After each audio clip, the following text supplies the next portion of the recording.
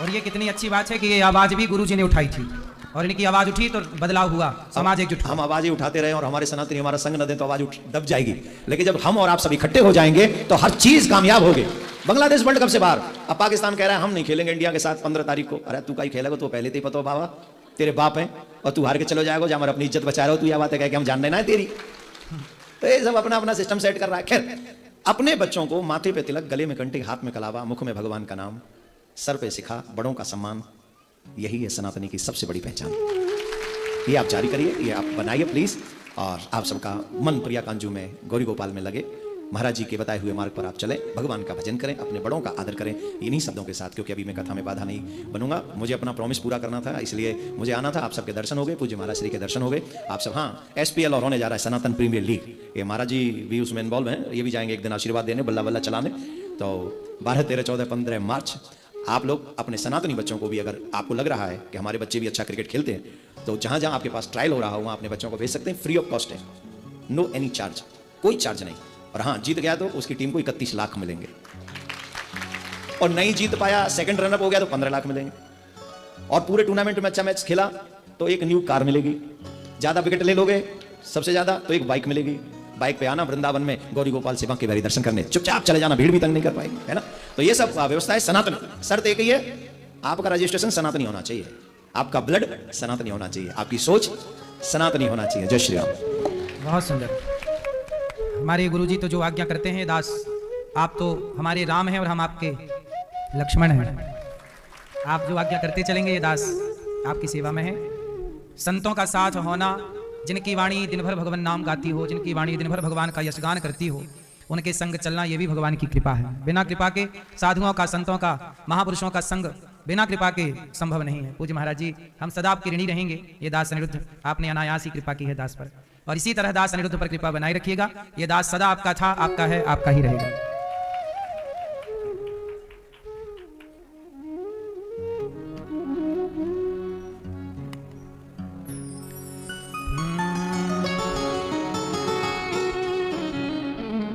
भगवान रुक्मणी मैया से विवाह करते हैं। भगवान का दूसरा विवाह, भगवान के पुत्र हुए प्रद्युम्न, जिनके द्वारा सम्रासुर का उद्धार हुआ और रति के संग विवाह हुआ। भगवान की दूसरी पत्नी जामवंत की बेटी जाम्बवती। त्रेता युग में जब जामवंत जी महाराज राम से निवेदन करने लगे कि मेरी बेटी है, उससे आप विवाह कर लो, राम जी ने कहा मैं तो एक पत्नी प्रता हूं, पर इस जन्म में ना सही अगले जन्म में मैं आपकी पुत्री से विवाह करूंगा। तो त्रेता वाले जामवंत जी द्वापर युग में अपनी पुत्री का विवाह भगवान कृष्ण से करते हैं। हुआ यूं कि मैया बैठो मेरी मां, हुआ कुछ इस तरह कि भगवान जरासंध, सत्राजित नाम के एक व्यक्ति थे, सूर्य भगवान को प्रसन्न किया, उन्होंने मणि सूर्य भगवान ने प्रदान की। अब सत्राजित जी ने कहा कि भगवान ने कहा कि ये मणि हमें दे दो, उन्होंने नहीं दी। उनके भाई प्रसन्न मणि पहन के जंगल गए, शेर ने मार दिया, जामवंत जी तक वो मणि पहुंची। भगवान मणि की खोज करने गए, सो जामवंत जी से युद्ध हुआ और 27 दिन तक युद्ध चला। फिर उनकी पुत्री लेकर के लौटे। भगवान का दूसरा विवाह जाम्बवती से हुआ। तीसरा विवाह, मैया शोर ना करो मेरी मां, जाम्बवती से विवाह हुआ। तीसरा विवाह भगवान का हुआ सत्यभामा से। चौथा विवाह हुआ यमुना जी से। ये जो यमुना जी हैं, ये भगवान की कौन है? बोलो कौन है? भगवान की पत्नी। पांचवा विवाह भगवान का उज्जैन में हुआ मित्रविंदा के साथ। छठवां विवाह सत्या से, सातवां भद्रा, आठवां लक्ष्मणा के संग। भामासुर नाम का एक दैत्य था, उसने 16,100 कन्याओं को बंदी बना रखा था। तब उन कन्याओं, अच्छा भगवान कृष्ण के कितने बच्चे, मतलब कितनी पत्नियां हैं टोटल? कितनी मेरी मां? भगवान कृष्ण की कितनी पत्नियां हैं? 16,000। क्यों? भगवान श्री कृष्ण की कितनी पत्नियां हैं? 16। अब लोग कहते हैं कि भगवान की इतनी पत्नियां, इतनी पत्नियां। अब इसका कारण हम बता दें, इतनी सारी पत्नियां क्यों हैं? आपकी कितनी पत्नियां हैं? क्यों भैया, आपकी कितनी पत्नी है? हो गई शादी? एक भी नहीं है। आपकी एक, आपकी एक है, और आपकी और भगवान कृष्ण की 16,000। क्यों भगवान की 16,108 पत्नियां क्यों हैं जानते हो? भगवान की 16,108 पत्नियां इसलिए हैं क्योंकि भगवान कृष्ण जब नर नारायण के रूप में बद्रीनाथ जी में तपस्या कर रहे थे, ये पूर्व जन्म की कथा है। कहो तो मैं सुना दूं 2-5 मिनट में। जब भगवान कृष्ण का पहला, भगवान के अवतार कितने हुए? 24। उन 24 अवतारों में एक अवतार है नर नारायण। नर नारायण कहां अवतार हुआ? बद्रीनाथ जी में। आज भी बद्रीनाथ जी में नर नारायण भगवान की पूजा होती है, बोलो हाँ। बद्रीनाथ जी में किन की पूजा होती है? नर नारायण भगवान की, बद्रीनारायण भगवान। तो बद्रीनाथ जी में भगवान नारायण तपस्या कर रहे थे। तभी इंद्र को लगा कि पता नहीं कौन तपस्या कर रहा है। इंद्र को बड़ा दर्द होने लगता है पेट में यदि कोई ज्यादा तपस्या करने लग जाए तो इंद्र ने अपनी सारी अप्सराओं को स्वर्ग की भेज दिया। स्वर्ग में कितनी अप्सराएं हैं? स्वर्ग में 16,100 अप्सराएं हैं। स्वर्ग में कितनी अप्सराएं हैं? लगभग 16,100 अप्सराएं। सारी अप्सराएं इंद्र ने कहा जाओ ये तपस्या भंग करो। इंद्र के पास एक ही उपाय है, ले दे के अप्सराएं। किसी की भी तपस्या भंग करानी हो तो अप्सरा भेज दो। क्यों मैया? ऐसे आजकल पहले भी साधु संतों की तपस्या अप्सराएं भंग करती थी। आज भी तपस्या कौन भंग कर रहा है? लड़कों की पढ़ाई भी तो अप्सराएं ही भंग कर रही हैं, नहीं कर रही? तुम्हारे बेटे की पढ़ाई कौन भंग कर रहा है? अप्सराएं। चक्कर में पड़ गया वो भी इलू इलू के। हाँ या ना? अप्सराएं कहीं चली थोड़ी गई, स्वर्ग से धरती पे और आ गई। तो देख लो ना मेरी मां, इसलिए अप्सराओं से बच के रहने का। किससे बच के रहने का? अप्सराओं से बचना। नारायण भगवान श्रीमन नारायण बद्रीनाथ जी में नर नारायण भगवान तपस्या कर रहे थे। 16,100 अप्सराएं भेज दी। किसने भेज दी? इंद्र ने कहा जाओ भंग करो। अब इन्होंने खूब नाच गान किया, पर भगवान को थोड़ी भंग कर सकती हैं। भगवान तो भगवान है। अब भगवान तपस्या में लगे हैं, भंग नहीं हुई तपस्या। तब भगवान ने धीरे से आंखें खोली और देखा अप्सराओं को लगता है मुझे देख के लट्टू हो जाएंगे। तो भगवान ने अपनी जांघ पे ऐसे हाथ मारा है ऐसे, और जैसे ही जांघ पे हाथ पटका भगवान ने, तो एक सुंदर सी कन्या भगवान की जंघा से प्रकट हो गई, जिनका नाम है उर्वशी। क्या नाम है? जो सबसे सुंदर अप्सरा है। भगवान ने यहां प्रकट कर दिया ऐसे। जब वो प्रकट हुई तो 16,100 जो कन्याएं थी ना, उनका सिर ऐसे हो गया।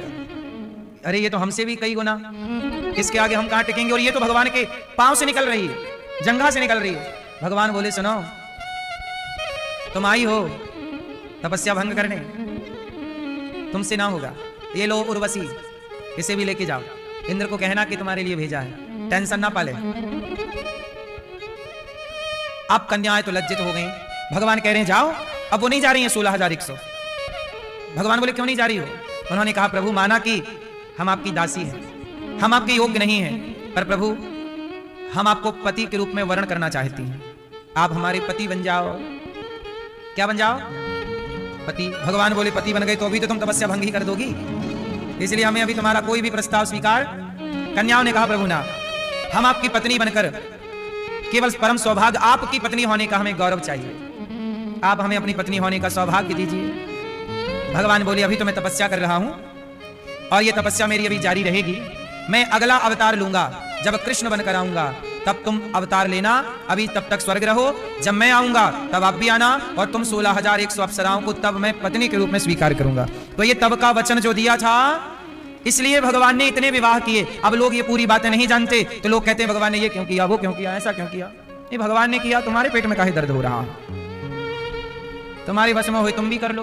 तुम्हारी एक तो हो नहीं रही है, और हो गई तो परेशान हो, 3-4 हो जाएंगी तो मर जाओगे। क्यों मैया? आजकल आदमी एक शादी से नहीं परेशान हो जाता? हाँ कि ना? नहीं? दादाजी परेशान हो रहे हैं कि नहीं लोग एक शादी से? आप तो नहीं हो? कहाँ आपकी धर्मपत्नी? कहाँ ये मैया? ठीक है, भगवान ने 16,108 विवाह इसलिए किए, पिछले जन्म में उन कन्याओं को वचन दिया था, अप्सराओं को सारी वो आई और भौमासुर ने उन्हें बंदी बना रखा, भौमासुर को मारा, पराजित किया, उस पर कृपा की, कन्याओं से कहा अपने अपने घर जाओ। कन्याओं ने कहा प्रभु हम आपको छोड़ के कहीं नहीं जा सकते। तब कन्याओं से विवाह किया और टोटल विवाह हो गए 16,100। हर रानी के गर्भ से एक बेटा 10 बेटा और एक बेटी हुई। भगवान का परिवार देखो कितना बड़ा है, इतना विशाल परिवार, और भगवान इतने बड़े परिवार में भी हैप्पी रहते हैं, खुश रहते हैं। आप एक पत्नी पाके भी परेशान हो जाते हैं। इसलिए कहता हूं कि गृहस्थ आश्रम जो है, गृहस्थ आश्रम बना लेना बड़ी बात नहीं है, उस गृहस्थ को निभा लेना बड़ी बात है। बोलो हाँ कि ना। इसलिए कहता हूं गृहस्थ आश्रम बना लेना बड़ी बात नहीं है, गृहस्थ आश्रम को निभा लेना बड़ी बात है। गौरी गोपाल भगवान कृपा कर रहे हैं। देखो ये आश्रम बना लेना बड़ी बात नहीं, सेवाओं को शुरू कर लेना बड़ी बात नहीं, उन सेवाओं को कंटिन्यू करना भी पूज्य। गुरुजी ने क्या कहा कि सेवा करना सबसे बड़ा है। कल मेरे पास एक संत जी आए, हरिद्वार से, बहुत विद्वान, बहुत अच्छे संत हैं। उन्होंने मेरे से कहा कि बेटा हमने शास्त्रों में जो पढ़ा है, केवल पढ़ा है, बोले हमारे बाल पक गए, दाढ़ी पक गई, हम बिल्कुल बुढ़े हो गए। हमने शास्त्रों में जो पढ़ा है वो हमने गौरी गोपाल में आंखों से देखा है। शास्त्रों में क्या लिखा है? कोई भी वेद पुराण पढ़ो, लिखा यही है ना, सेवा करो। क्या लिखा है? सेवा करो। लेकिन सेवा करो बोले हमने पढ़ा है, सुनाया है, पर देखा यहां नित्यम वृद्धोपसेविना, यहां नित्य वृद्धों की सेवा हो रही है, अखंड भोजन चल रहा है, विद्यार्थी पढ़ रहे हैं, गौ माता की सेवा हो रही है, गरीब परिवार की बेटियों का विवाह भी मार्च में है, अगले महीने गरीब परिवार की बेटियों का 21, 51 जितनी बेटियां आ जाएंगी सबका विवाह। ये सारी सेवाएं जो हमने सुनी है कि सेवा करनी चाहिए, वो हमने देखा यहाँ। सोचिए बड़े बड़े संत लोग ये कहते हैं कि सेवा करनी चाहिए, ये पढ़ा है, पर सेवा हो रही है, ये देखा गौरी गोपाल में। ये गौरी गोपाल भगवान की कृपा है। इसलिए इसी सेवा के बल पर बड़ी दूर दूर से लोग, अब पूज्य गुरु जी ने क्या कहा कि वो घर नहीं गए, पहले गौरी गोपाल आए। तो ये सेवा का प्रभाव है, सेवा सबको अपनी ओर खींच ले रही है। इसलिए कहता हूं कि यदि सेवा संतों को अपनी ओर खींच रही है, आप भक्तों को अपनी ओर खींच रही है, तो ये सेवा भगवान को भी अपनी ओर खींच रही होगी कि नहीं? बोलो हाँ कि ना। इसलिए मेरी माँ गौरी गोपाल आश्रम में जो सेवाएं हैं, संतों की सेवा, साधु संतों को पेट भर भोजन, आप भी भोजन कराइएगा कि कल की सेवा आप करेंगे, संतों को भोजन कराएंगे, वृद्ध माओं को आप भोजन बंटवाएंगे। भगवान बाणासुर पर कृपा करते हैं, अनिरुद्ध का विवाह उषा से कराते हैं, राजा नृग पर भगवान ने कृपा की। राजा नृग ने गौदान किया था। कौन सा दान किया? गौदान। पर उनके द्वारा दी गई गाय वापिस उनके गौशाला में आ गई। वही गाय उन्होंने किसी और ब्राह्मण को दान कर दी। अब गौदान इन्होंने किया, पर कोई पाप भी इनसे हुआ था, उस पाप के कारण ये गिरगिट बने। पर जब गौदान किया था तो उस गौदान के पुण्य के कारण उन्हें गिरगिट की योनि से भगवान कृष्ण ने निकाला और उन्हें परम धाम प्रदान कर दिया कि आपने गौदान किया है, इसलिए आपका पाप समाप्त हो रहा है। इसलिए आपसे मैं बार बार कहता रहता हूं, जीवन में गौदान अवश्य करना चाहिए। क्या करना चाहिए? गौदान करो। गौरी गोपाल गौशाला है, आपकी गौशाला है, ये समझो।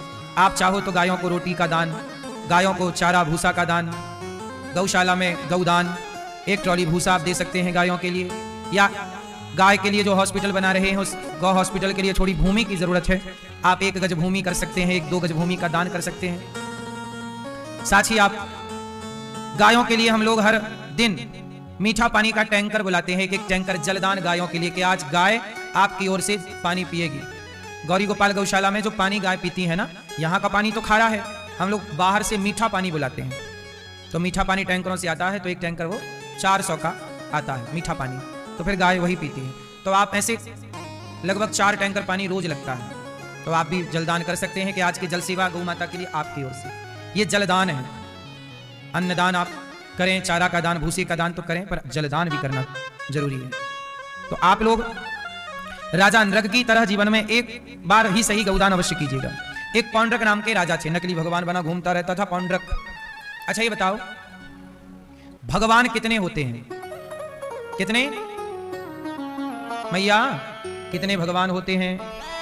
पीछे वाली मैया, लाल मैया, ओ लाल मैया, ओ प्यारी मैया जाते जाते ये तो बता जा, भगवान कितने होते हैं माँ?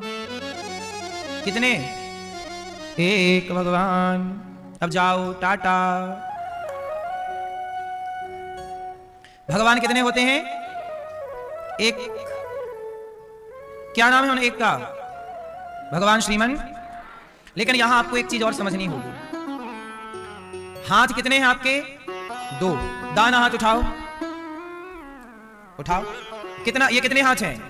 ये एक है। बोलो हाँ, एक हाथ है ये। लेकिन एक हाथ को ध्यान से देखना, एक हाथ में उंगलियां कितनी हैं? 5, अंगूठा सहित। कितनी है?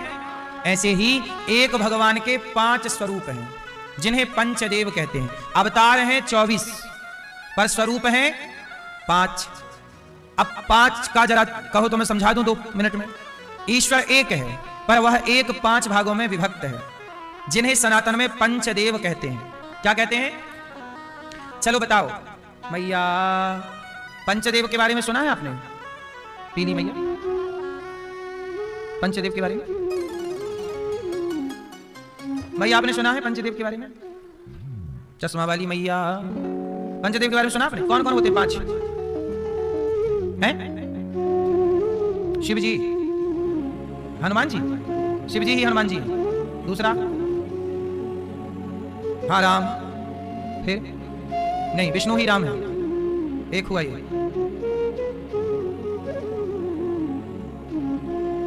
पंचदेव में कितने लोग आते हैं? 5। कौन कौन आते हैं? गिनाओ हमें। पंचदेव में कौन? ये सनातन का मूल ज्ञान है, इसे जान लेना बहुत आवश्यक है। यदि इसे नहीं जानोगे तो आप बहुत कंफ्यूज हो जाओगे। मैंने एक दिन कल्प के बारे में बताया था आप लोगों को, कल्प का भेद वो क्लियर किया था।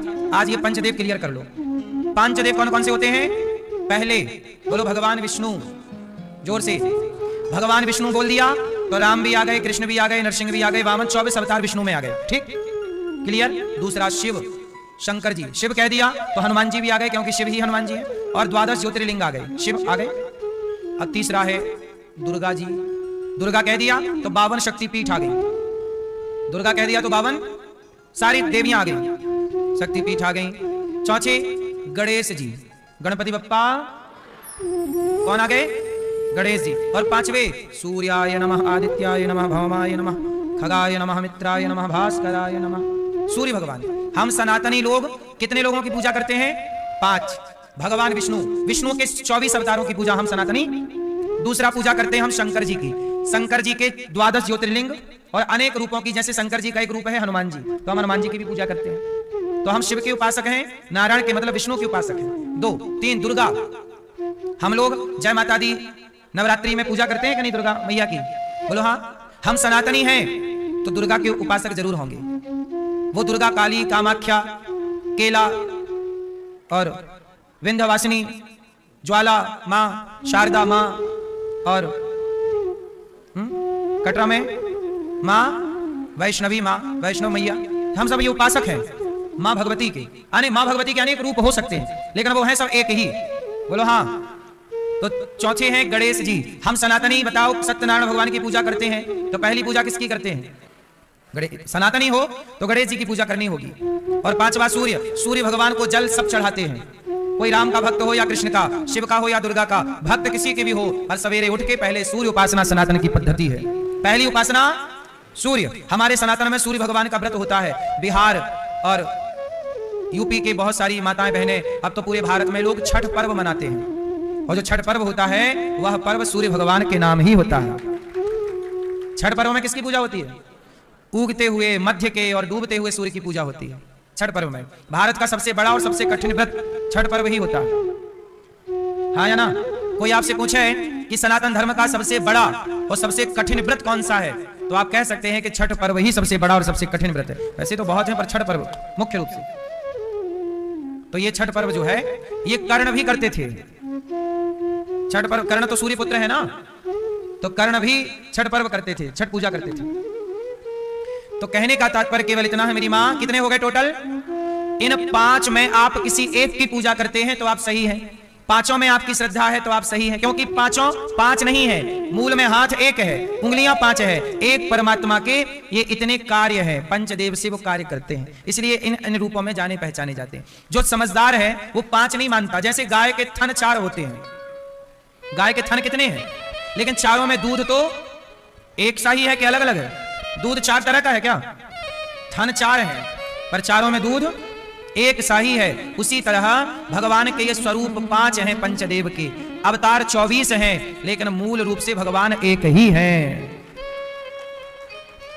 इसलिए कभी देवी भागवत पढ़ोगे तो लिखा गया कि देवी जी ने सृष्टि बनाई, शिव महापुराण पढ़ोगे तो लिखा कि शिव जी ने सृष्टि बनाई, गणेश पुराण पढ़ोगे तो लिखा है कि गणेश जी ने सृष्टि बनाई, विष्णु पुराण पढ़ोगे तो लिखा है विष्णु जी ने सृष्टि की। तो जो पुराण पढ़ोगे वो उनसे सृष्टि का क्रम मिल जाएगा, फिर आप हो जाओगे कंफ्यूज कि उन्होंने की कि इन्होंने की, क्या लिखा है। तो नहीं, ये पांच हैं। वो पांच में क्या होता है कि मैंने एक दिन बताया था ना कि कभी भगवान ने इस कल्प में ये लीला कर ली तो कभी उस कल्प में वो लीला कर ली। तो कभी दुर्गा, जैसे आपके घर में चार हैं, देवरानी जेठानी सास और ननंद, चार स्त्रियां हैं, तो कभी बर्तन आज इसने मांज लिए, कभी इसने कर लिया, कभी भोजन इसने बना लिया, काम वही है पर अदल बदल के आप लोग कर लेते हो। ऐसे सृष्टि का क्रम वही है, उत्पत्ति करना, पालन करना, संहार करना। कभी वो क्रम दुर्गा जी कर लेती हैं, कभी शिव जी कर लेते हैं, कभी भगवान विष्णु कर लेते हैं, काम वही है, मिल बांट के कर लेते हैं।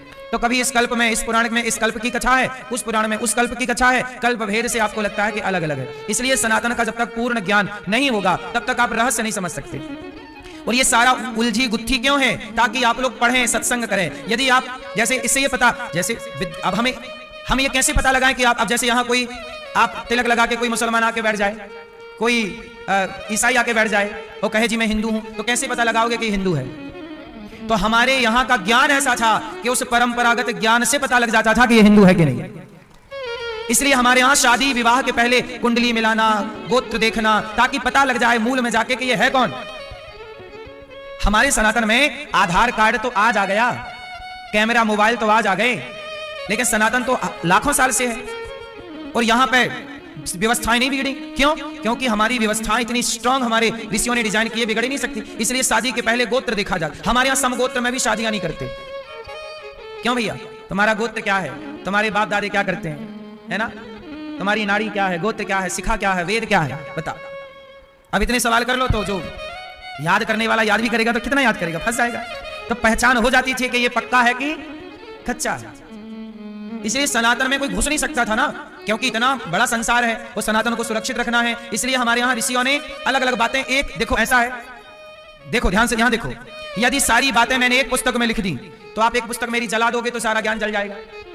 बोलो हाँ, बोलो हाँ, थोड़ा जोर मेरी माँ। सारा ज्ञान एक पुस्तक में रख देंगे तो कोई, अब नालंदा में आग लगा तो दी थी मुगलों ने, बोलो हाँ, गुरुकुलों में आग लगा दी मुगलों ने। एक पुस्तक में ज्ञान लिख देंगे तुम जला दोगे। इसलिए हमारे ऋषि मुनियों ने अलग अलग लिखा, थोड़ा गीता में ज्ञान है, थोड़ा भागवत जी में, इसमें सब अलग अलग कर दिया, ताकि जब तुम्हें संपूर्ण ज्ञान चाहिए तो सब शास्त्रों को पढ़ लो, जब जोड़ दोगे तो क्लियर हो जाएगा। वरना ये अलग अलग, ताकि तुम चुराओ भी तो हमारा पूरा ना चुराओ। जैसे आप लोग धन, आप अपने जेब में ना पैसा एक ही जेब में रखते हो सारा के थोड़ा थोड़ा सारे जेबों में डाल देते हो। समझदारी यही है कि थोड़ा सा पैसा पीछे के जेब में, थोड़ा आगे के जेब में, थोड़ा एक जेब का चोरी हो तो दूसरे का तो क्यों भैया? समझदारी। इसीलिए हमारे ऋषि मुनियों ने ऐसा प्लान किया कि कुछ ज्ञान इस पुराण में, कुछ ज्ञान उस पुराण में, कुछ ज्ञान उस पुराण में, कुछ ज्ञान उस पुराण में। तुम्हारे हाथ एक लगेगा तुम एक जला दोगे, पर दूसरा हमारे पास जीवित रहेगा। और पहले के लोग, इसलिए पहले के लोग याद करते थे, इसलिए हमारे यहाँ एक वेद को याद, दो वेद को, जो दो वेद पढ़े वो द्विवेदी, तीन वेद पढ़े त्रिवेदी, चार वेद पढ़े चतुर्वेदी। मतलब तुमने चार, मतलब देखो क्या है, बच्चों को रटा देते थे, एक वेद से याद करा दिया, एक वेद से याद करा दिया, एक वेद से, तो क्या है, तुम पुस्तक जला दो, हमें तो पुस्तक का पूरा याद है, तुम जला दो, गीता पूरी याद है, तुम जला दो। जब इतना कुछ जला दिया मुगलों ने, फिर भी सब कुछ बचा, तो कैसे बचा? क्योंकि हमारे अपने ऋषियों ने याद कर रखा था, सब चीजें सब बचा रखी थी। यदि वो याद ना किए होते तो आज तुम्हें गीता देखने को ना मिलती। बोलो हाँ। तो सनातन का सम्मान करिए मेरी माँ। अभी देखो गुरुजी ने क्या कहा कि बच्चों को संस्कार, में वही बात कहा था ना आपसे कि बच्चों को संस्कार दीजिए। आपने मंदिर बनाया तो है, लेकिन क्या उस मंदिर में दीपक जलाने वाला संस्कार बच्चों को दिया है? आजकल कितने, आप देखो ना, कितने मंदिर गांव में बने हैं, कोई दीपक नहीं जला रहा है। बोलो हाँ। पुराने मंदिर खंडहर पड़ गए, कोई दिया नहीं जला रहा है। ये बात सही है कि गलत है? क्यों? मंदिर बने, पर मंदिरों में जाने का संस्कार समाप्त हो गया, तो वीरान हो गए मंदिर। हमारे गांव क्षेत्र में मंदिर हैं, किसी मंदिर में 12 एकड़ जमीन लगी है, किसी मंदिर में 40 एकड़ जमीन लगी है, किसी मंदिर में 50 एकड़ जमीन लगी है, पर सारी जमीनें लोग खा गए और खा रहे हैं। और भगवान के यहां तो दीपावली में पुताई तक नहीं होती कि मंदिर में थोड़ा सा मरम्मत करा दे।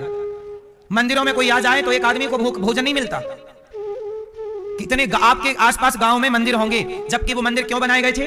कि कोई साधु आ जाए, कोई राहगीर आ जाए तो रात को विश्राम मिल जाए, भोजन मिल जाए। ये मंदिर का यही तो अर्थ है। क्यों भैया? मंदिर का मतलब क्या हुआ कि आप रास्ते से कहीं भटक गए और आपको रुकना पड़ा तो मंदिर में रुक जाएं, वहां आपको भोजन मिले। इसी पर्पस से बुजुर्गों ने मंदिर बनाए और मंदिरों में जमीनें लगा दी। किसी मंदिर में 4 एकड़, किसी मंदिर में 10 एकड़, किसी मंदिर में 50 एकड़, ताकि उस जमीन के पैसे से मंदिरों का भरण पोषण और वहां की सेवा व्यवस्था होती रहे। लेकिन अब क्या हुआ कि उनके जो वंशज बच्चे पैदा हुए, लालच आ गया, जमीन है वो खा गए, और अब मंदिरों में कोई झाड़ू नहीं लगा रहा, कोई दिया नहीं जला रहा, एक आदमी को भरपेट भोजन भी नहीं मिल रहा। इसलिए मंदिर बनाना जरूरी नहीं है, मंदिर जाने के, भगवान को पहचानने के संस्कार देना जरूरी है। संस्कार दिए हैं तो वो मंदिर है, वो संस्कार नहीं है तो बना लो मंदिर। बोलो हाँ कि ना?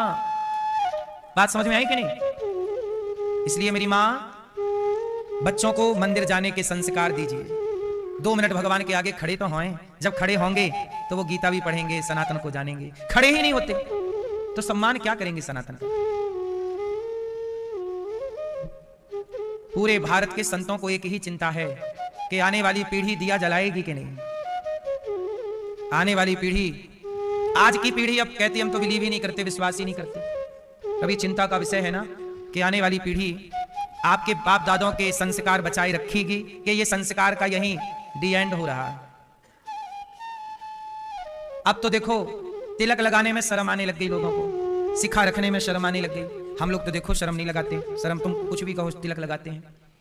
धोती पहनते हैं हम लोग कांच लगा के, आप लोग पैंट पहनते हैं। भारत का पहनावा क्या है? धोती की पैंट क्या है? फिर हफ्ते में 1 दिन तो धोती पहना करो, भारत का पहनावा है। तिलक लगाया करो, गले में तुलसी पहना करो, आधा घंटा कीर्तन किया करो, 10 मिनट। बच्चों को थोड़ा गीता पढ़, चलो बेटा लो गीता। आप कहो ना बेटा मेरे से नहीं पढ़ना आता, जरा तू गीता के 4 श्लोक का श्लोक या अर्थ सुनाओ। चल रामचरितमानस बच्चों को दो, बोलो चल 2 पन्ना पढ़ के सुना। हमें सुना, हम सुनेंगे, इसी बहाने बच्चा भी पढ़ेगा।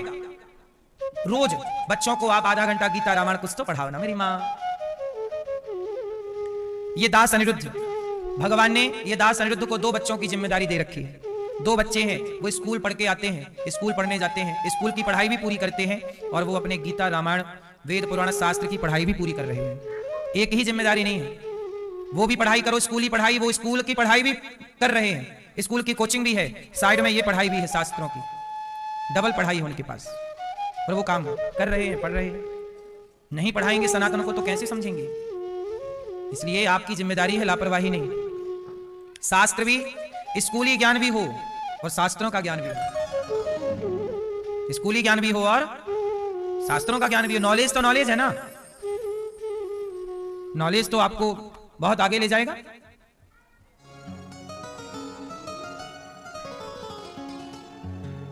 भगवान राजा पौंड्रक का उद्धार करते हैं, काशी राजद्विद का उद्धार करते हैं, जरासंध पर कृपा हुई, शिशुपाल की 99 गालियां सुनी, 100 गालियां 101 भी हुई तो सिर काट दिया। दया भगवान में भरी है, शाल्व और दंत वक्र का भगवान ने उद्धार किया। अच्छा एक बात और बताऊं, भगवान से बड़ा कौन है आप बताओ? कोई है? कोई भी नहीं। भगवान सबसे बड़े, आप ये कह सकते हैं कि भक्त बड़ा है भगवान से, पर ये तो भगवान के भक्तों का मान रखने के लिए बोला जाता है, बड़े तो भगवान ही हैं। ठीक है, इतने बड़े भगवान, धर्मराज युधिष्ठिर ने जब यज्ञ किया तो बताओ भगवान ने यज्ञ में सेवा कौन सी ली थी? हैं? सुनो, भगवान कृष्ण, धर्मराज युधिष्ठिर ने यज्ञ किया, यज्ञ में ऐसा ब्राह्मण भक्त जन आते और सबको पत्तलों में पंगत लगती। पंगत समझते हैं आप लोग? लाइन लगा के बैठना, पत्तल सामने आती है, दोना पत्तल, सबको पूरी साग खीर परोसी जाती है। तो भगवान कृष्ण ने सेवा ली कि जो भक्तजन भोजन करेंगे तो करने के बाद उनकी पत्तल मैं उठाऊंगा। मतलब भगवान है हमारे श्री कृष्ण, और सेवा क्या कर रहे हैं? आपकी झूठी पत्तल उठा रहे हैं। इतना सरल कौन हो सकता है? आजकल आप 4 पैसे पा जाएं तो बड़े का अभिमान इतना आ जाता है कि नहीं जी मैं ये छोटा काम क्यों करूं, ये करने आई हूं या आया हूं। ये दास अनिरुद्ध, हम भी भगवान किसी रास्ते पर चलते हैं, और गौरी गोपाल में आपने देखा होगा सब भक्त लोग भोजन करते हैं ना, और उनकी जूठी थालियां, कभी मुझे फुर्सत मिलती है तो मैं जाके थालियां धुलने लग जाता हूँ, भक्तों की थालियां, क्योंकि हमारे भगवान ने ये संस्कार दिए हैं। कोई भी काम, मेरी माँ, सेवा का कोई भी काम छोटा नहीं होता। भगवान पत्तल उठा रहे हैं, सेवा, ये सेवा, झाड़ू लगाना क्या है? सेवा है। मंदिर में झाड़ू लगाओ, भगवान के द्वार पर झाड़ू, सेवा करना, फूल की माला। ये हमारे श्री संप्रदाय में गोदाम्बा माँ हुई है। गोदाम्बा क्या हुई? कौन? गोदाम्बा। उनको क्या बोलते हैं? गोदाम्बा। गोदाम्बा, बोलो गोदाम्बा। जैसे यहां आप लोग राधा रानी जी को जानते हो ना, ऐसे दक्षिण भारत में भगवान श्रीमन नारायण के संग गोदाम्बा मैया रहती हैं। ये गोदाम्बा मैया कौन है? सुनो, छोटी सी कथा। गोदाम्बा मैया जो है, इनके पिता बगीचे से माला लाते थे, माला नहीं, फूल, फूल, और फूल की माला बनाते थे। और भगवान रंगनाथ जी, दक्षिण भारत में एक मंदिर है भगवान का, रंगनाथ जी, श्री रंगम, रंगनाथ, जहां भगवान लेटे हैं और लक्ष्मी जी चरण दबा रही हैं, वो भगवान। और भी हैं गोदा रंगमन्नार भगवान, इसलिए भगवान का नाम पड़ा गोदा, गोदा रंगमन्नार भगवान। क्या नाम है बोलो भगवान का? गोदा रंगमन्नार भगवान। तो ये क्या हुआ कि उनके पिताजी ना, गोदाम्बा मैया के पिताजी क्या करते थे? फूल की हार बनाते और भगवान को पहनाते। अच्छा, तो ये छोटी सी बच्ची थी 5-6 साल की, तो इनको लगा मैं भी बनाऊं, मेरे हाथ से भी भगवान पहनेंगे। तो जैसे आप लोग देखते हो ना, ये हार है, बोलो हाँ। उत्तर भारत में माला ऐसा होता है, बोलो हाँ। लेकिन दक्षिण भारत में माला ऐसा नहीं होता। कैसा होता है? मैं बता रहा हूं। ये दक्षिण भारत का माला ऐसा होता है। ये आपने देखा होगा तिरुपति बालाजी को माला कैसे पहनाते हैं। दक्षिण के मंदिरों में भगवान को इस तरह का माला, ये नीचे से जुड़ा नहीं होता। तो गोदाम्बा छोटी सी थी, और ये परंपरा कब से चालू हुई उसका कारण मैं आपको बता रहा हूं कि गोदाम्बा मैया जो है वो अपने पिता को माला हार बनाती देखती तो वो भी पुष्प लाती और अपने हाथ से भगवान को माला बनाती। और बेचारी छोटी सी बच्ची थी वो, तो उनको गांठ लगानी नहीं आई। उनको माला में गांठ लगानी, छोटी बच्ची, ये गांठ लगानी कहाँ आएगी? गांठ लगानी नहीं आई, तो उन्होंने गांठ नहीं लगाई। वो गांठ नहीं लगाई और ऐसी माला ले गई और भाव से वो भगवान को अर्पित करने लग गई। अब धीरे धीरे क्या हुआ कि उनके पिताजी इन्हीं से कहने लगे कि काम करो, तू ही माला बना, तू ही माला बना।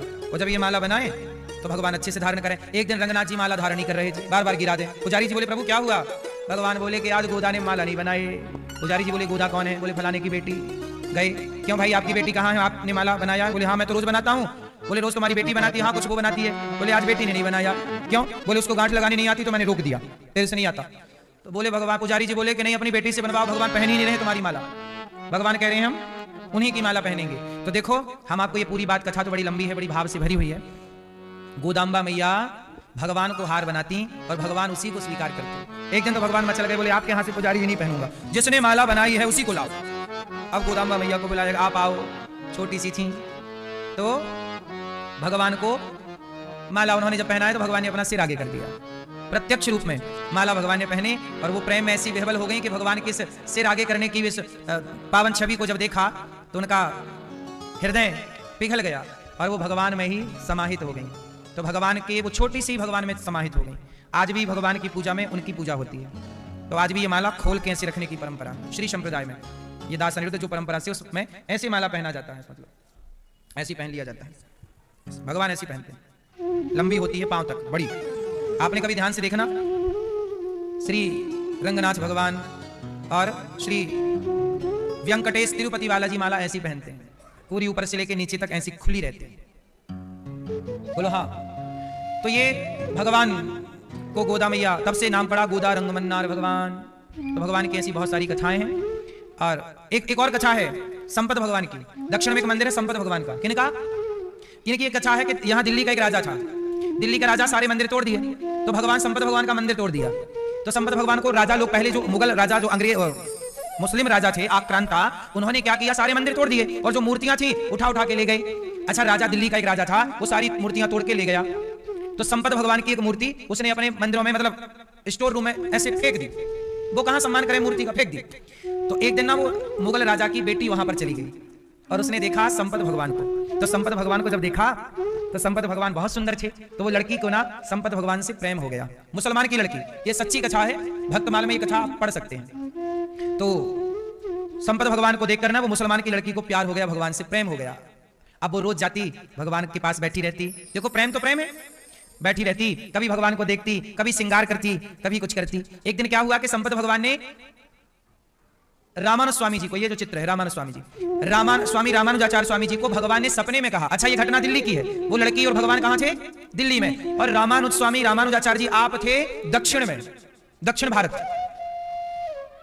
तो वहां पर क्या हुआ कि भगवान ने सपना में कहा, संपत भगवान ने सपने में कहा कि सुनो रामानुज स्वामी जी बोले मैं दिल्ली के राजा के पास बंद हूं, जरा मुझे वहां से ले आओ और मेरे लिए मंदिर बनाओ। तो रामानुज स्वामी जी चले वहां से कि हमारे भगवान ने सपने में हमें आज्ञा की है कि आओ। तो भगवान अपने भक्तों के संग, शिष्यों के संग चले और संपत भगवान को लेने जब चले तो रामानुज स्वामी जी दिल्ली पहुंचे। रामानुजाचार्य जी ने दिल्ली में जाके कहा कि ये रामानुजाचार्य जी कौन? हमारे श्री संप्रदाय के मूल आचार्य स्वामी रामानुजाचार्य स्वामी जी।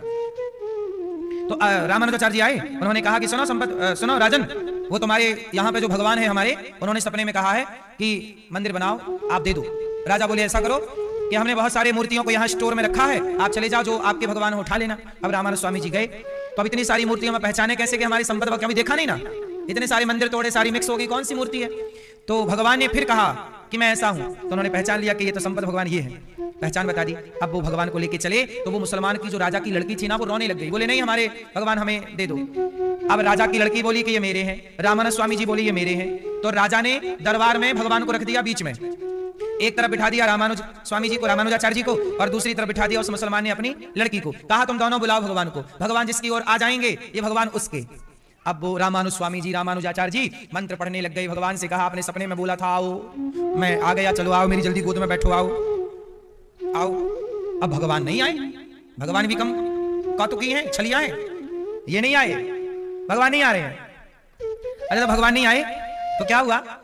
अब वो लड़की, मुसलमान की लड़की प्यार से बुलाने लग गई, हे श्याम सुंदर, हे प्रभु हम आपके बिना कैसे रहेंगे, हम तो आपके बिना मर जाएंगे। वो बेचारी रोने लगी। वो जब रोने लगी तो ये भगवान ना, संपत भगवान, उसके आंसू देख के उसकी और छोटे छोटे पांव बढ़ाते खिसकने लगे। और जब खिसकने लगे तो रामानुजाचार्य स्वामी जी ने डांटा, रुको, जब उसी की तरफ जाना था तो काहे सपने में आए थे? बुला लिया कि आओ लेने के लिए, हम आ गए तो वहां भाग रहे हो, बड़े झूठे हो तुम। जब तुम्हें वहीं रहना था तो तुम तो उसी के पास थे, हमें काहे बुलाए? और देखो वो तो मुसलमान की बेटी है, मांस खाती होगी, वो मांस खाने वाली गौ मांस भी खाती होगी, वो तुम उसकी तरफ जा रहे हो। और हम तुम्हारी इतनी पूजा करते हैं, तुम्हारे लिए सब परिवार छोड़े बैठे हैं, डंडा लिए घूमते रहते हैं, त्रिदंड, तुम्हें सम्मान नहीं करना, मैं तोड़ दे रहा हूं तुम्हारा दंड। और जैसे ही रामानुज स्वामी जी ने अपना, वो देखो उनके कंधे पर डंडा है, त्रिदंड, उन्होंने जब अपना, आपने देखा होगा ना सन्यासी लोग त्रिदंड लिए रहते हैं, दंडी स्वामी त्रिदंड। जब रामानुज स्वामी जी ने कहा कि हमने सारी जिंदगी वेद के रास्ते पर चलकर गुजारी है और आज आप उसकी तरफ जा रहे हो, तोड़ देंगे दंड। जैसे ही दंड तोड़ने का कहा तो संपत भगवान दौड़ करके रामानुज स्वामी जी की गोद में आकर के बैठ गए, रामानुजाचार्य जी की गोद में आके बैठ गए। और जब गोद में आके बैठे तो वो मुसलमान की जो लड़की थी, अच्छा उसके अंदर तो भक्ति थी, उसके अंदर क्या थी? रामानुजाचार्य जी ने ये कहा कि भगवान ये तो लड़की चलो भक्ति में आपको बुला रही है, जब तक ये जिंदा है तब तक तो ठीक है, लेकिन ये मर जाएगी तो आप फिर डस्टबिन में चले जाओगे, ये मर जाएगी तो आप ये तो डस्टबिन में डाल देगा, लेकिन मेरे पास रहोगे तो इस लड़की की भक्ति भी सुरक्षित रहेगी। अब वो लड़की बोली मैं तो मर जाऊंगी इनके बिना। स्वामी रामानुज स्वामी जी लेके चले ना संपत भगवान को, बोली मैं मर जाऊंगी। तब उससे कहा, रामानुज स्वामी जी ने कहा कि नहीं तुम मरो मत, तुम चलो मेरे साथ। और जैसे ही भगवान को लेकर रामानुज स्वामी जी चले ना, उस महिला, उस लड़की, मुसलमान की लड़की का प्रेम इतना व्याकुल, वो सोची कि मैं तो मेरे प्राण जा रहे, तुरंत उसके प्राण निकले और भगवान संपत भगवान में जाकर उसके प्राण समा गए। और जब प्राण समाये तो भगवान को लेकर रामानुज स्वामी जी गए और मंदिर बनाया दक्षिण में संपत भगवान का, और उस मुसलमान लड़की का सोने की प्रतिमा बनवाई, स्वर्ण की प्रतिमा बनवाई। आज भी दक्षिण भारत में संपत भगवान का मंदिर सर्च करिएगा, वहां पर रामानुज स्वामी जी के द्वारा स्थापित वो प्रतिमा, और वो लड़की सोने की प्रतिमा आज भी, उस लड़की की और भगवान की प्रतिमा आज भी है। तो ये भगवान, इसका मतलब ये सारी कथाएं हमने आपको इसलिए बताई कि देखो भगवान भी कई बार अपनी ही बनाई मर्यादा को तोड़ते हैं, तब संत जन भगवान को भी डांट देते हैं। भगवान भी कहते हैं कि संत कहते हैं, आचार्य चरण कहते हैं, सुनो भगवान आपने जो मर्यादा बनाई है उस मर्यादा का पालन आपको करना पड़ेगा, यदि आप ही नहीं करोगे कौन करेगा? तो भगवान भी जब अपनी मर्यादा भूलते हैं तो संत लोग ही, आचार्य ही भगवान को भी भगवान की मर्यादा याद दिलाते हैं। इसलिए हमारे यहां भगवान की पूजा बाद में है, गुरु की पूजा पहले है। इसलिए आचार्य पूजा पहले, गुरु पूजा, भगवत पूजा। इसलिए ना कहा कि गुरु गोविंद दो खड़े काके लागू पाए, बलिहारी गुरु आपने गोविंद दियो बताए। इसका मतलब ये बिल्कुल नहीं है कि गुरु भगवान है, भगवान सबसे बड़े हैं, लेकिन आचार्य, ये रामानुज स्वामी जी कौन है? ये लक्ष्मण जी के अवतार हैं। जब पाप बढ़ा तब भेजा इनकी कथा, हम इसी संप्रदाय से हैं, श्री संप्रदाय। श्री मतलब लक्ष्मी, श्री मतलब राधा। लक्ष्मी जी हमारी आचार्य हैं। हमारी प्रथम आचार्य कौन है? माँ लक्ष्मी। हमारी माता लक्ष्मी जी हैं। और हमारी लक्ष्मी जी को दर्द हुआ कि कलयुग में पाप बढ़ गया है, तो लक्ष्मी जी ने अपने लक्ष्मण से कहा, लक्ष्मण भैया ये बहुत पाप में पड़े हुए प्राणी हैं, जरा तुम जाओ और इन्हें जरा बचाओ, भक्ति का मार्ग दिखाओ। तब लक्ष्मण जी रामानंद स्वामी के रूप में प्रकट हुए थे आज से 1000 साल पहले। आज भी दक्षिण भारत में रंगनाथ भगवान के सामने आज भी इनका चित्र नहीं, प्रतिमा नहीं, वास्तविक शरीर। जब इनकी मृत्यु हुई, जब रामानंद स्वामी जी की मृत्यु हुई, तो भगवान रंगनाथ जी रोने लगे, बोले मेरे रामानुज को मत ले जाओ। तो क्या करें, बोले बिठा दो सामने। आश्चर्य होगा आपको सुनने में, विज्ञान का युग है। बताओ किसी का शरीर 10 साल तक बाहर खुले में रह सकता है? 10 साल छोड़ो, क्या 10 दिन खुले में रह सकता है? लेकिन रामानुज स्वामी जी का शरीर आज भी 1000 साल से लगभग 900 साल से आज भी रंगनाथ जी के मंदिर के सामने आज भी स्थान बना हुआ है। आज भी उनका शरीर जस का तस है, कुछ हिस्सा ऐसा ही है, लेकिन आज भी वही शरीर, उनका वही शरीर, वही मांस, वही हड्डी, वही शरीर आज भी है। कोई बर्फ पे नहीं रखा गया, कोई विशेष नहीं रखा गया, और आज भी उनका शरीर जस का तस है। ये आचार्य चरण है। इसलिए भगवान भक्तों के अधीन होते हैं। तो भगवान ने पत्तल उठाई, भगवान सेवा करते हैं। इसलिए भगवान जब सेवा करते हैं तो भगवान के भक्तों को भी सेवा करनी चाहिए। और भगवान यदि रास्ता भटक जाए तो भगवान को भी रास्ता कौन दिखाता है? कौन? भक्त, आचार्य। इसलिए हमारे यहां आचार्य परंपरा है, भगवान आचार्यों के अधीन है। इसलिए हमारे यहां आचार्य को प्रणाम करते हैं पहला। हे प्रभु हम तो आपको, अच्छा ये बताओ, ये दास अनिरुद्ध, मैं भी भगवान को, मैंने भगवान को जाना कि पहले मैंने गुरु को जाना? अरे गुरु जी ने ही मुझे भगवान के बारे में सब बताया। गुरु ना होते तो मैं जानता ही नहीं कि भगवान क्या होते हैं। इसलिए भगवान का बोध गुरु ने तो कराया। इसलिए जिसने ईश्वर का बोध कराया वो गुरु। इसलिए पहला प्रणाम उन्हें जिन्होंने ईश्वर का हमें ज्ञान दिया, बोध कराया। भगवान क्या होते हैं ये किसने बताया? इसलिए पहला प्रणाम गुरु को, दूसरा प्रणाम भगवान को। क्योंकि भगवान को हम प्रणाम क्यों करते हैं? गुरु ने महिमा ना बताई होती तो हम जानते नहीं थे कि भगवान क्या होते हैं। हमें पता ही नहीं था कि भगवान इतने दयालु होते हैं। भगवान इतने दयालु होते हैं कि पूतना पर कृपा की, ये भी हमारे गुरुजी ने हमें बताया। भगवान इतने दयालु होते हैं कि पापी अजामिल का एक नाम के बल पर उद्धार कर दिया, ये भी बात हमें गुरु ना बताते तो हमें क्या बोध होता? अर्जुन महान बने, गुरु ना पढ़ाते तो क्या महान होते? इसलिए गुरु को प्रणाम पहला, दूसरा प्रणाम भगवान को। इसलिए हमारे यहां गुरु और गोविंद दोनों को प्रणाम किया जाता है प्रभु। इसलिए आपने देखा होगा लक्ष्मी नारायण भगवान का मंदिर है, ऊपर बगल में रामानंद स्वामी जी का विग्रह है। आचार्य, हमें भगवान का बोध किसने कराया? हम तो जानते कुछ भी नहीं थे। आचार्यों को प्रणाम। जगन्नाथ, अब इनकी एक कथा और है। जगन्नाथ जी के मंदिर, रामानंद स्वामी जी एक बार जगन्नाथपुरी गए तो वहां के पुजारी उल्टी सीधी पूजा अर्थात वेद विधान से नहीं करते थे। तो रामानंद स्वामी जी ने कहा चलो तुम लोग बंद करो, हम लोग पूजा करेंगे। तो सारे पुजारी रोने लगे, हे भगवान हम तो मर जाएंगे आपके बिना, हम तो पूजा करना नहीं आती, माना कि हम पढ़े लिखे नहीं है, पर जैसी पूजा है स्वीकार करो। तब जगन्नाथ जी ने, रामानंद स्वामी जब सो गए रात को, तो भगवान ने उनको उठा के और दक्षिण भारत छोड़ दिया। जगन्नाथ जी क्या वहीं जाओ। और उनकी पुजारी, मतलब भगवान इतने दयालु हैं कि भक्त को कुछ भी ना आए, वो केवल रो करके कह बस दे तो भगवान रीझ जाते हैं। एक तरफ भगवान कहते हैं कि यद्यपि शुद्धम वेद विरुद्धम ना करणीयम, पर दूसरी तरफ भगवान ये भी कहते हैं भावग्राही जनार्दना, मैं भाव का भूखा हूं, भाव के आगे फिर विधि नहीं चलती है ना मेरी माँ। चलो, तो ये पूरा खेल भाव का है, भावनात्मक दृष्टिकोण से ये सब चीजें देखनी होंगी आपको। तो भगवान ने पत्तल उठाई और सेवा की। सबसे सेवक धर्म कठोरा, शाल वदंत वक्र का उद्धार किया। भगवान के परम मित्र हैं, नाम है सुदामा। सुदामा जी कितने गरीब हैं, 4 मुट्ठी चावल मांग के ले आते हैं। पत्नी कहती है मित्र से मिल आओ। सुदामा जी कुचैलम मलिनम क्षामम दुजम धमनी संततम, फटे पुराने कपड़े पहनते हैं सुदामा जी। विरक्त इंद्रिया थे सुप्रशांत आत्मा जितेंद्रिया। सुदामा जी जैसा कौन गरीब होगा, रोटी का जुगाड़ नहीं खाने का। पत्नी 4 मुट्ठी चावल मांग कर लाई जाओ, मित्र से कहना कि ये लाए हैं। सुदामा जी चले। देखो भगवान ये नहीं देखते कि तुमने कपड़े क्या पहने हैं, तुम्हारी व्यवस्थाएं कैसी हैं, तुम गोरे हो, काले हो, हिंदू हो, मुस्लिम हो, कुछ नहीं देखते। ये देखते हैं कि तुम्हारे भीतर मेरे लिए प्रेम कितना है, भाव कितना है, भावग्राही जनार्दना। और जब भाव देखा भगवान ने तो सुदामा जी जब चले द्वारिका पहुंचे, लोगों ने मजाक उड़ाया, भैया कहां से आए हो? बोले मैं पोरबंदर से आया हूं। क्या नाम है? सुदामा। क्यों आए हो? बोले मेरा मित्र है द्वारिकाधीश। लोग हंसे कि अच्छा मजाक कर रहे हो, ये तो राजा है, राजा की दोस्ती किसी राजा से हो सकती है, तुम तो फटे पुराने कपड़े वाले गरीब आदमी हो, तुम कैसे मित्र हो गए? बोले उज्जैन में हम लोग साथ में पढ़े। सब मजाक उड़ा रहे हैं, पर सुदामा जी को भरोसा है कि नहीं, ये हमें नहीं पहचान रहे हैं, पर भगवान मेरे प्रभु जरूर पहचानेंगे। इसलिए जगत पहचाने हमें ना पहचाने, हमें जगत पहचाने इसके लिए हमें कार्य नहीं करना चाहिए। जगन्नाथ हमें पहचान ले, बस इसके लिए कार्य करना चाहिए। जगत क्या है, आप हमें पहचान भी लोगे भूल जाओगे, पर भगवान जैसे एक बार पहचान लेते हैं ना, वो कभी भूलने की बीमारी हमें है, भगवान को नहीं। इसलिए जगत से ज्यादा पहचान ना बनाओ। लोग कहते हैं हमारी पहचान ऊपर तक है। हम सच बताऊं, ये दास अनिरुद्ध है ना, मैं किसी नेता को, मैं सरपंच तक को नहीं जानता। यहाँ का सरपंच कौन है, यहाँ का विधायक कौन, सांसद कौन, मुझे कुछ भी नहीं पता, मतलब ही नहीं है। हमें नेताओं से क्या काम, हम नेताओं से क्या दोस्ती करें? हमें दोस्ती भगवान से करनी चाहिए। हमारी पहचान ऊपर तक नहीं है, लेकिन जो ऊपर वालों के ऊपर भगवान है ना, उनके चरणों तक कोशिश है कि उनके चरणों से पहचानो। वो जाने हमें, अगर वो जाने हमें तो फिर क्या चाहिए? हमें आप जानो, इसकी जरूरत नहीं है। बस भगवान श्रीमन नारायण हमें देख लें, कृपा दृष्टि डालें, जगन्नाथ जी देख लें, और ये देख रहे हैं, बस ये देख रहे हैं। बस प्रभु आप ही देखते रहिए इस दास को, हम नहीं चाहते कि हमें और कोई दिखे।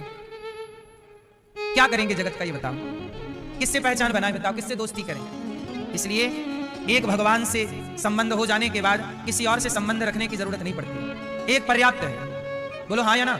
इसलिए आप भी सबसे संबंध रखिए, अच्छी बात है, निभाओ, लेकिन एक प्रभु से। सुदामा जी खड़े हैं द्वार पर, कन्हैया, द्वारपाल ने कहा प्रभु कोई आपके बचपन का दोस्त आया है, क्या नाम बता रहा? तब कहा